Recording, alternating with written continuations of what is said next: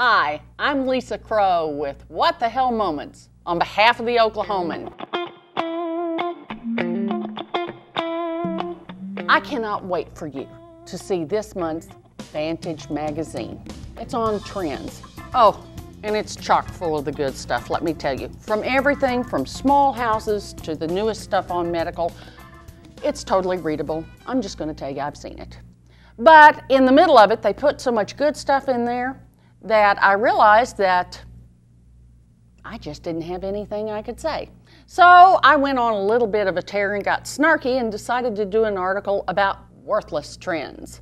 Trends that get on my last nerve, like Miley Cyrus, texting, news anchors who wear cocktail dresses at 6 a.m. and really, quite frankly, look like they've been stuffed into them. Well, by the time I was done, I realized I'd been so negative that I needed to redeem myself, so I decided I might do a follow-up article on something sweet and nice.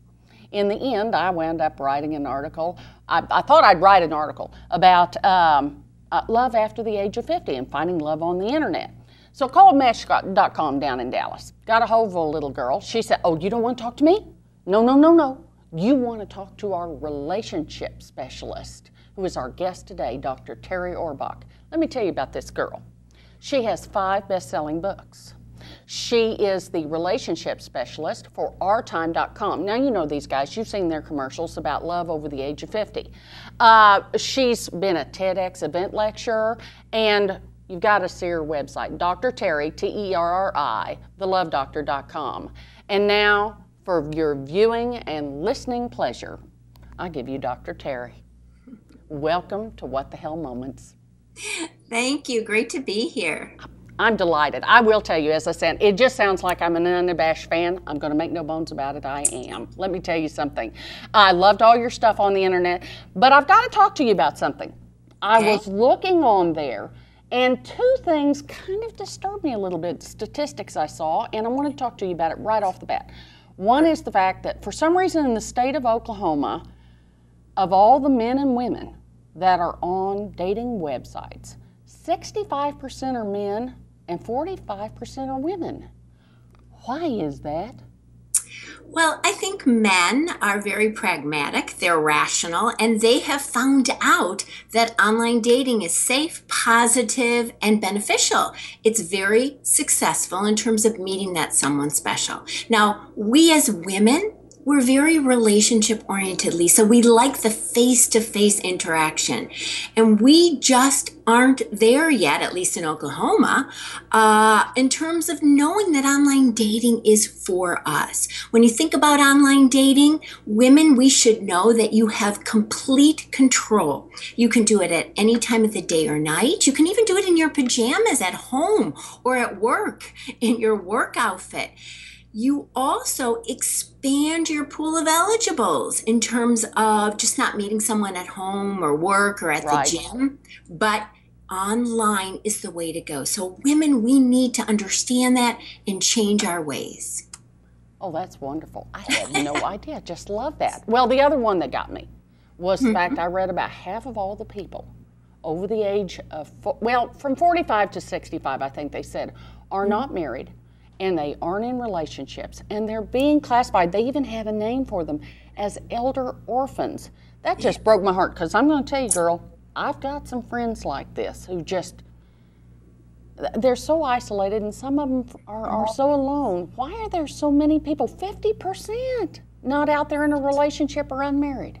Right. Well, first, we all need to recognize that relationships are where they're at, where we're at. When we have relationships, whether they be romantic or friendships, we're better off physically, we sleep better, we have fewer headaches, and we're psychologically better. We have less depression, less anxiety, we're happier in general. But what happens is that most people partner through the ages of 20 and 30, marry or partner. And then as time goes by, we get busy. We have children, we work, we have family, we try to exercise right, we eat well. And 20, 30 years down the way, we wake up, we look at our partner, and we're not sure that we want to be with that person anymore. Oh, I've done that. Yes, I understand that. So between the ages of 45 and 65, that's the highest divorce rates. People are breaking up with their long-term partners, so people are single. But it's really important for those people to understand that to get back out there, find love, find a companion, find friendships, or get married again. Oh, that's wonderful. I just love that. All right, this is our goal today. We're going to get these people off the sofa. We're going to get them involved again. All right, let's take an example. Let's say they want to join a site like ourtime.com. I remember back in the dark ages when I was dating in the past, they used to get the biggest kick because all of their profiles looked like a Playboy bunny centerfold interview website, you know, that they used to write in their own handwriting that said, I love long walks on the beach and holding hands in the rain, and it was absolutely the most horrible thing I'd ever heard. What can we do now when we go on the internet and we start to go on one of these profiles to make ourselves more interesting and more attractive on a site like this? Well, first, I would encourage you to think about like you're writing your resume, right? When you write your resume, you take it seriously. So it's really important to take the profile and the photos that go along with it seriously. And then what you want to do is ask yourself, how would you describe yourself to other people? What would you say you look like, you like to do, your interests? And don't be general, be specific. So instead of saying, I like to read books, say what kind of books you like to read, or I like all kinds of sports. Instead, say a specific sport or a specific kind of exercise that you like to do. Be specific, and that makes you unique. Now, I'll tell women though, don't write too much. What happens with women, myself included, is that we become really verbose, right? We talk and talk and talk, and the profiles become too long. So be sure to write a paragraph or two only. Take it seriously, and then attach a few photos. And I know nobody likes to take photos, but it's really important to take a photo and take the photo when you're doing something that you like to do. So with a pet or outside or inside in your home, show the person what you're really like. I even encourage people to have a friend look at their profile, look at the pictures, and that friend give you honest feedback. I know everyone of us has one friend who will give us honest feedback. So give that person your profile, have them sit down with you and get some help from them. Well, unfortunately, I'm the one that most everybody calls, and I'm the one who winds up telling everybody that their rear looks too big in that dress. So I tend to understand that a little bit. That is a huge complaint I hear all the time is some girl will go out on a date or some guy, and then the first thing they say is, he looked nothing like his picture. And I've got to add, girl, the big one I get a laugh about recently is all of these guys taking pictures of their Harley Davidson, but they're not anywhere in the picture. And I keep thinking, guys, I don't want to date your hog. I mean, I love your ideas about, how do we make this authentic? How do we make this unique? How do we... back in the good old days, it was glamour shots. Really, is it a headshot that's better, or is it a long shot, or what do you think makes a great shot? Well, men like the full shots.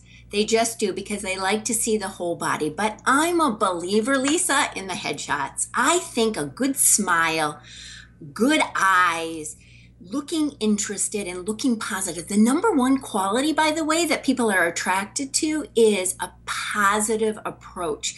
So someone who's optimistic, someone who's hopeful, not only in their profile, but that you can see it in their photo.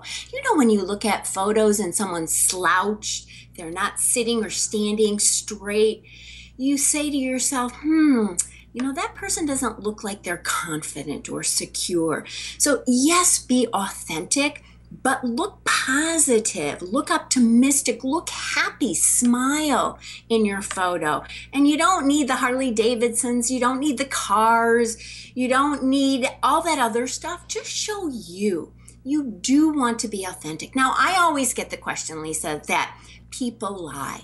So how do you know if someone is true, either in their profile? Oh, you are right. Yo, girl, I have heard this more often where they go, I got there and he weighed 259 million pounds, or he was still married, or he was something. I mean, you just hear it all the time.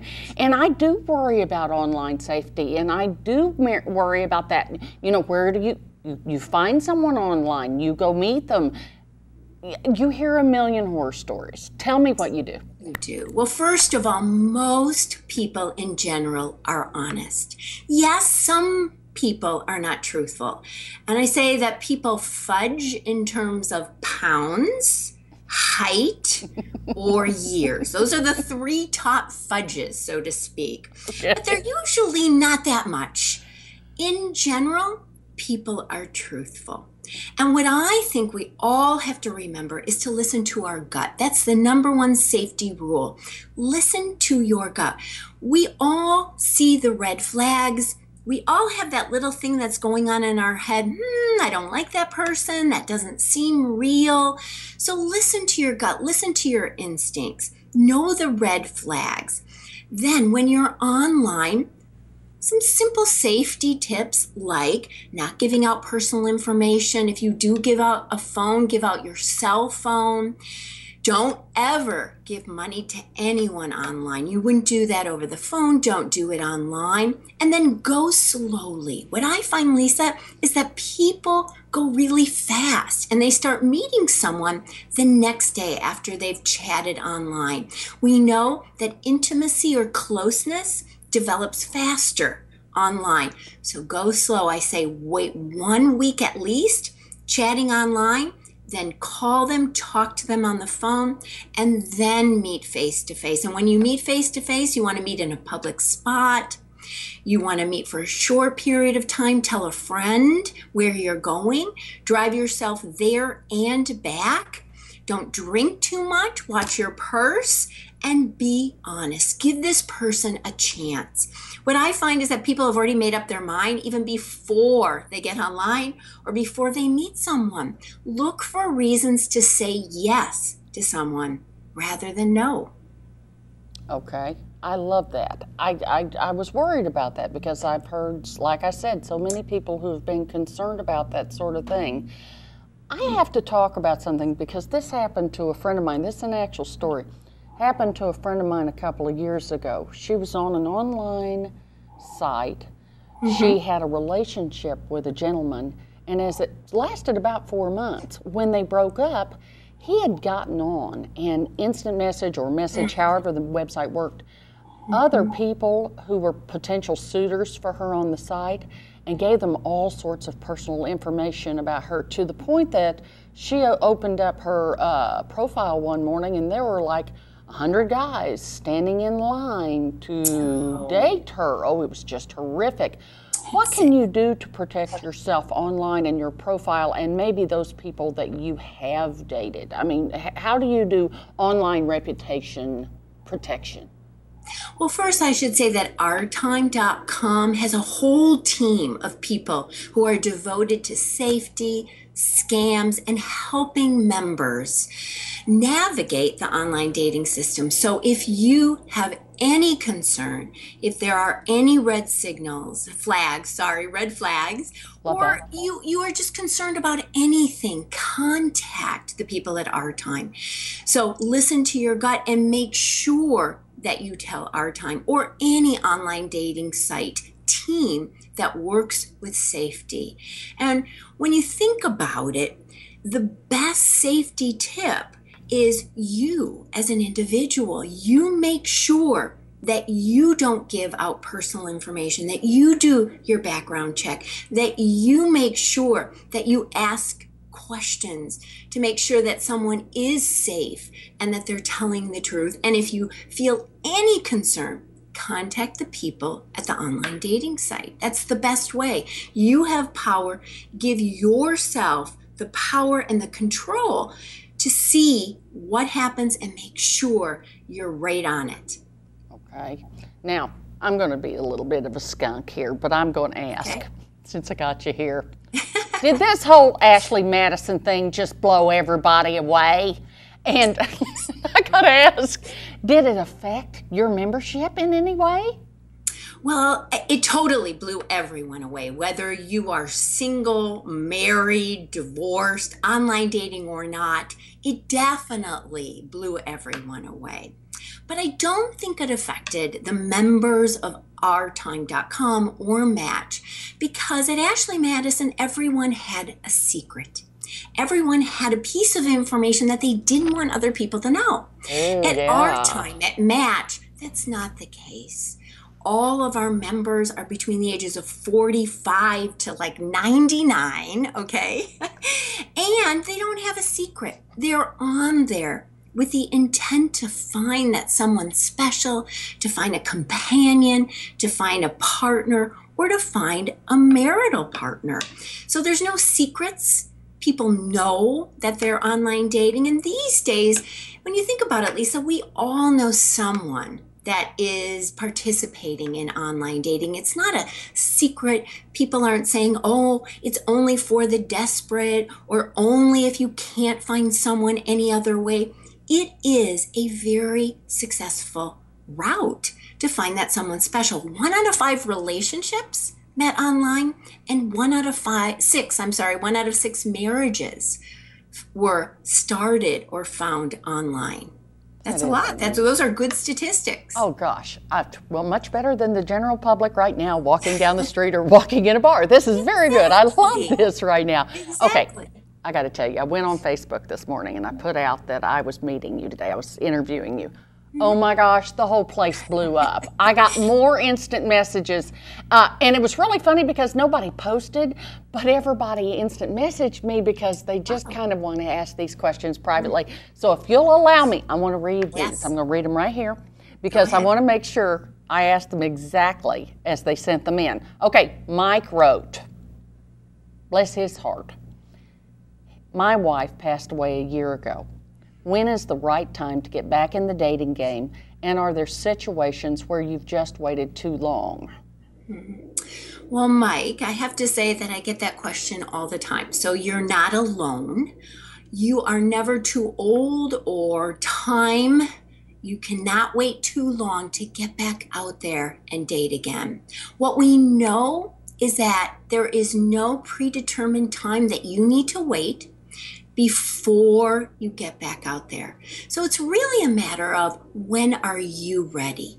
And the 2 questions I think you want to ask yourself, Mike, is are you ready to trust again? And that's really hard when you think about it. And are you ready to care and love another person again? You don't have to forget your wife who passed away. You can talk about your wife to other women that you meet, but the question is, when are you ready? And some people are ready quickly, and some people are ready after years because they're still grieving, and that's okay. It's all an individual decision, and there's no right or wrong decision, Mike. Thanks. I think that's going to make him feel better. On the other hand, at the other end of the spectrum, we have Scott, a recent divorced man from Tulsa, who wrote me and said his wife had, this is a quote, had left him and now he had a dog. Which was better, having a dog or a wife? I think Scott's a little upset here. It's fairly recent. I think it's new. And I will tell you, you did a great blog on this on Dr. Terri, thelovedoctor.com, and I was very impressed with it, but it really did beg the question, so I'm going to ask, do people with pets get more dates? Yes. First, I'll answer that question, and then I'm going to go back and answer the question about what he might do to help him get rid of that anger. But Lisa, yes, it turns out that people are attracted to pets. So when you go out to the park, when you go around your neighborhood, when you go to the mall, I don't think you can bring dogs to the mall, but... Oh, you can try. Make the effort. When in doubt, it's better ask forgiveness than beg permission, whatever. Right. But either way, wherever you're going, bring your pet, bring your dog, because what it shows is that you can care about something or someone else, you're responsible, and that you know how to structure and organize your day. And so people are always coming up to singles or married people with pets. Now, I should also say that there are a lot of people out there that do get divorced or have a long-term relationship breakup, and they're angry. They're upset. It's very typical. One of the things, though, that I have found is that it's so important, Lesa, to let go of that emotion, to let go of that anger. Because if you don't let go of the anger, you can't be fully present and happy in a new relationship.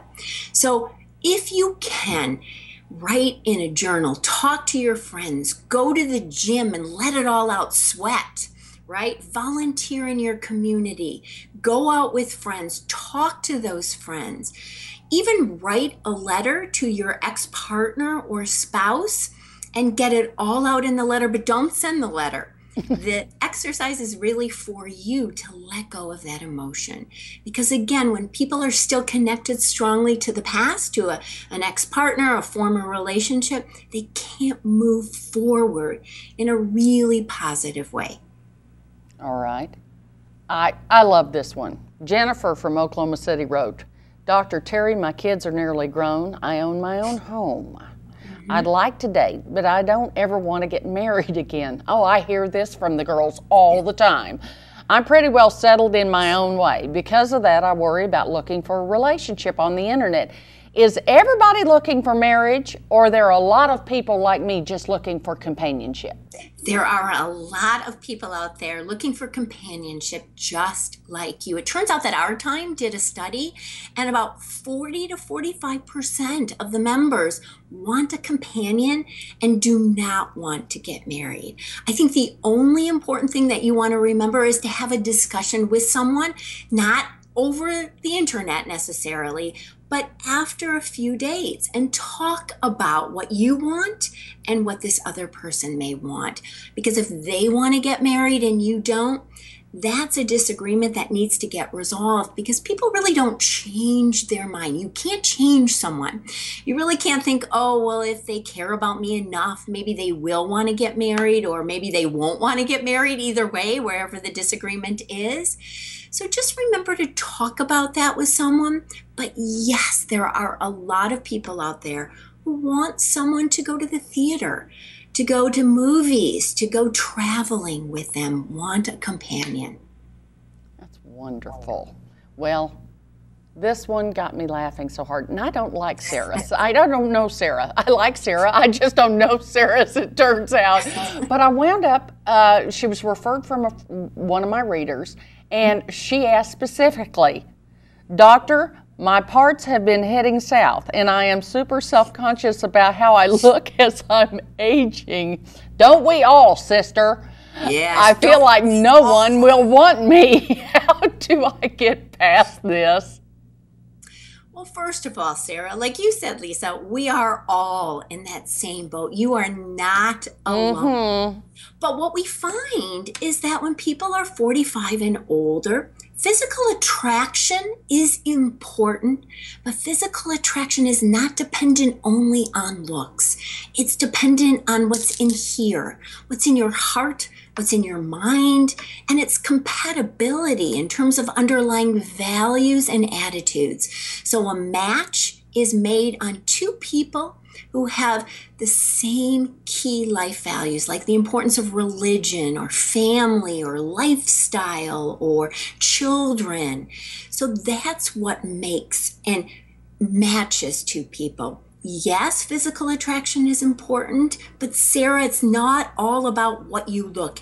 And believe me, if you come across feeling confident about your body and your body image, that will be what's important. Oh, I think we all kill it if we do that. Take yes, my word totally. for it. Walk in the room, right? You got to do it. You got to walk in like you own it. You got it. Every time. I'm going to fast forward a little bit to your blog, because like I said, I really enjoyed reading it. It's just a lot of good information for us out there. but you did a little bit on 3 key strategies to finding Mr. or Ms. Right. And we've really touched on the first one. We've talked a lot about already on Are You Ready? I want to look at your second one you brought up, and especially your third. You talked about look for similarity. Yes. Tell me about that. Well, most of us think we want our opposite, and that opposites attract, right? We know that phrase, but it turns out that that's a myth. Opposites might attract for a really, really short time, Lesa. They don't stay together. What we want, again, is compatibility. So look for someone who's like you in interests and attitudes and values, because that produces less conflict. You're more compatible. You're going to like each other more, faster. So look for similarity, not your opposite. I can promise you, I married my opposite one time, Mr. Perfect, and it did not work out well for me. It's why he has the X in front of his name now. Yes. The next one that you have is identify 15 partner qualities. And with me, when I read that, I thought, first off, I thought 15. And then second off, I thought, that kind of goes back to the you get what you pray for principle. I always remember saying, God, please give me a good man. But I did not exactly go into specifics. That's really what you're talking about, isn't it?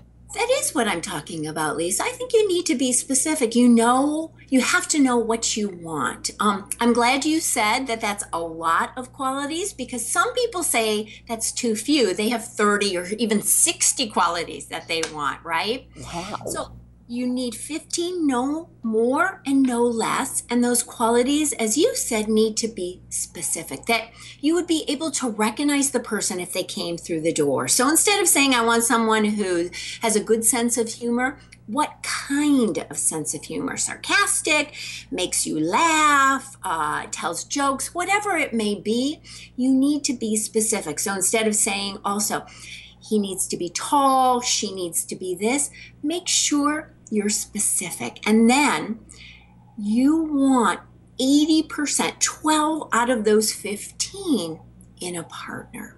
And it may sound like a lot, but it's really, I think what we need to do is stop trying to sell ourselves, but look for someone that we want. And when people go on online dating sites, they're constantly worried, will that person like me? Will they find that I'm attractive? I would like people to switch that approach, Lesa. Instead, again, look for someone who you want, who's good for you, and who has those 12 out of 15 qualities. And I know that when people write the qualities down, that's what will get them the person that they want, who will be special in their life. That's wonderful. I'm down to one last question, and I hate this because we're one. running out of time, and quite frankly, I could sit here and talk with you all day, and I know our listeners and viewers could just listen to you all day. You're just wonderful. Last question. Okay. I've always maintained that love will come to you when you're ready for it. But I think a lot of people I know seem to walk around with an invisible shield around them that says sometimes I'm hurting, or I'm in the middle of doing a big job, or I've got kids and responsibilities. I think it comes across that they're not open to love. How can we make ourselves more open to the possible experience of love? Well, first, I would like to say, Lesa, that I think everyone, whether you're partnered, married, or single, are not fully present in their lives. And so we miss what's going on around us, whether that be a potential love relationship, a potential friendship, or even an acquaintance that looks like they need our help or just a hi, right? I mean, when you go down the street and you say hi to someone, it makes them smile. So what I would like to encourage single people to, in order to be open, is just slow down. Don't do as many things. We're all so busy, and I recognize that, myself included. But you need to slow down, look around you, and really ask yourself, what do I want? And if you want that special someone in your life, then smile, go slowly, look around you, say hi to people walking down the street, and be fully present. Because sometimes that person doesn't even know that there's somebody right there in their life that they've passed 100 times that is just waiting for them to say hi because they've been watching them, and not in a negative way, but in a positive way, and would love to meet them. That could be at the grocery store, it could be on the street, it could be at the gym, or it could be on an online dating site. I gotta say, thank you so much for spending time with us today. You have been a joy to talk to. Again, this has been I've been talking with Dr. Terri Orbuch from Dr. Terri, thelovedoctor.com, and ourtime.com.